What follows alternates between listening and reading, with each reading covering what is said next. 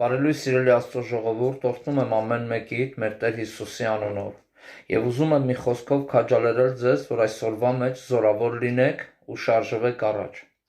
Սաղմոս 91:9-11 համարներ ասում է հետեւյալը. որովհետեւ դու ես Տեր իմ հույսը, դու բարձրալին քեզ ապավեն արիր, քեզ չար բան չի հասնիլ եւ նեղություն չի մոտենալ քո բնականանին,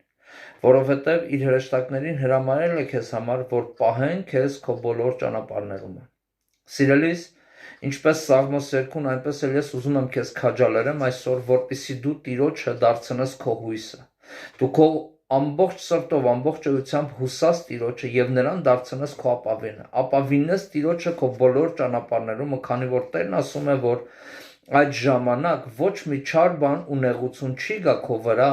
որովհետև նրա հրեշտակները քեզ պահելու են ամեն չարիքից եւ նեղությունից։ Թող Տերը օրհնի քեզ ու զորացնի այսօրվա մեջ։